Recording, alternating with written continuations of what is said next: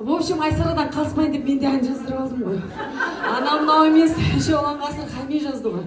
Ол көре алмай тағы да очумен бір ән шығарыпты махаббат туралы.